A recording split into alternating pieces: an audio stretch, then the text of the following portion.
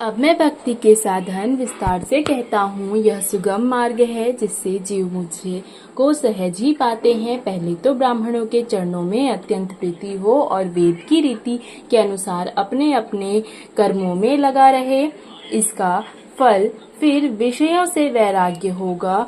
तब वैराग्य होने पर मेरे धर्म में प्रेम उत्पन्न होगा। तब श्रवण आदि 9 प्रकार की भक्तियां दृढ़ होगी और मन में मेरी लीलाओं के प्रति अत्यंत प्रेम होगा। जिसका संतों के चरण कमलों में अत्यंत प्रेम हो, मन वचन और कर्म से भजन का दृढ़ नियम हो और जो मुझ को ही गुरु पिता माता भाई पति और देवता सब कुछ जाने और सेवा में दृढ़ हो, मेरा गुण गाते समय जिसका शरीर पुलकित हो जाए, वाणी गदगद हो जाए और आंखों से प्रेमाश्रुओं का जल बहने लगे और काम मद और दंभ आदि जिसमें ना हो, हे भाई मैं सदा उसके वश में रहता हूँ। जिनको कर्म वचन और मन में मेरी ही गति है और जो निष्काम भाव से मेरा भजन करते हैं, उनके हृदय कमल में मैं सदा विश्राम करता हूँ।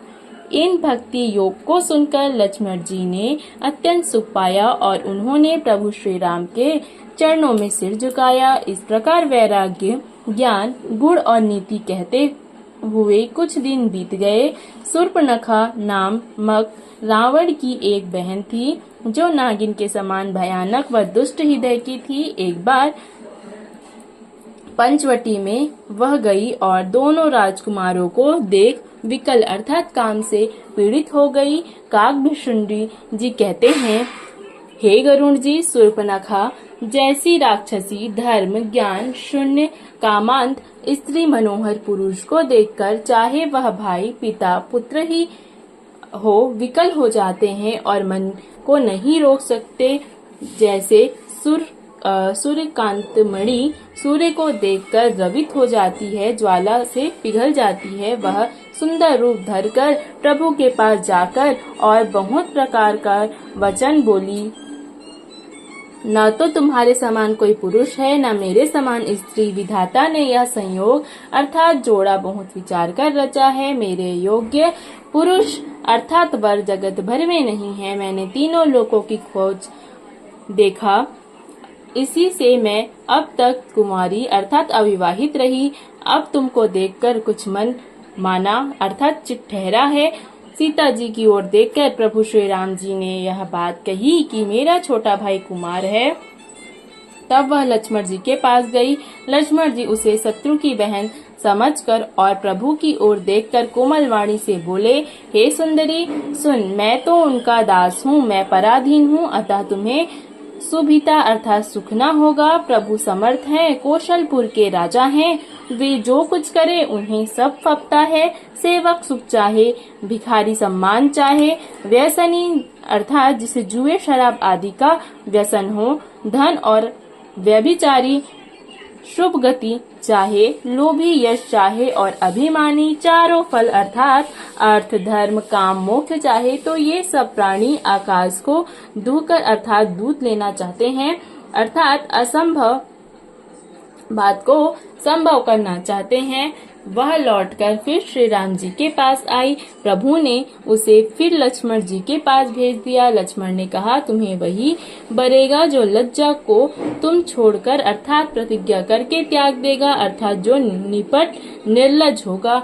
तब वह खिसियानी हुई अर्थात क्रुद्ध होकर श्री राम जी के पास गई और उसने अपना भयंकर रूप प्रकट किया। सीता जी को भयभीत देखकर श्री रघुनाथ जी ने लक्ष्मण जी को इशारा देकर कहा। लक्ष्मण जी ने बड़ी फुर्ती से उसको बिना नाक कान की कर दिया, जैसे उसके हाथ रावण को चुनौती दी हो। बिना नाक कान के वह विकराल हो गई। उसके शरीर से रक्त इस प्रकार बहने लगा जैसे काले पर्वत से गेरू की धारा बह रही हो। वह विलाप करती हुई खरदूषण के पास गई और बोली, हे भाई, तुम्हारे पौरुष अर्थात वीरता को धिक्कार है, तुम्हारे बल को धिक्कार है। उन्होंने पूछा। तब शूर्पणखा ने समझाकर कहा। सब सुनकर राक्षसों ने सेना तैयार की। राक्षस समूह झुंड के झुंड दौड़े, जैसे पंखधारी काजल के पर्वतों का झुंड हो। वे अनेक प्रकार की सवारियां पर चढ़े तथा अनेक आकार अर्थात सूरतों के हैं। वे अपार हैं और अनेकों प्रकार के असंख्य भयानक हथियार धारण किए हुए। उन्होंने नाक कान कटी हुई अमंगल रूपिणी शूर्पणखा को आगे कर लिया। अनगिनत भयंकर अशकुन हो रहे हैं, परंतु मृत्यु के वश होने के कारण वे सबके सब उनको कुछ गिनते ही नहीं। गरजते हैं, ललकारते हैं और आकाश में उड़ते हैं। सेना देखकर योद्धा लोग बहुत ही हर्षित होते हैं।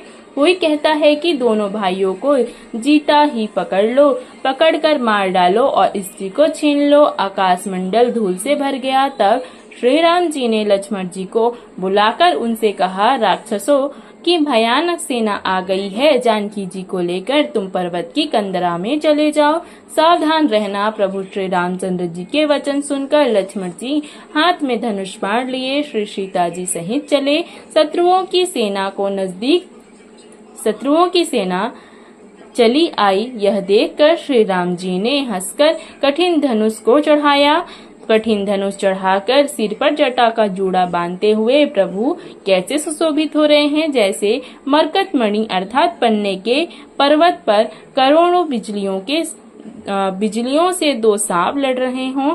कमर में तरकस कसकर विशाल भुजाओं में धनुष लेकर और बाण सुधार कर प्रभु श्री रामचंद्र जी राक्षसों की ओर देख रहे हैं। जैसे मतवाले हाथियों के समूह को आता देखकर सिंह उनकी ओर ताक रहा हो। पकड़ो पकड़ो पुकारते हुए राक्षस योद्धा बाग छोड़कर अर्थात बड़ी तेजी से दौड़े हुए आए और उन्होंने श्री राम जी को चारों ओर से घेर लिया। जैसे बाल सूर्य उदयकालीन सूर्य को अकेला देखकर मनदेह नामक दैत्य घेर लेते हैं।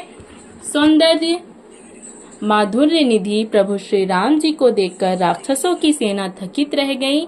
वे उन पर बाण नहीं छोड़ सके। मंत्री को बुलाकर खरदूषण ने कहा, यह राजकुमार कोई मनुष्यों का भूषण है।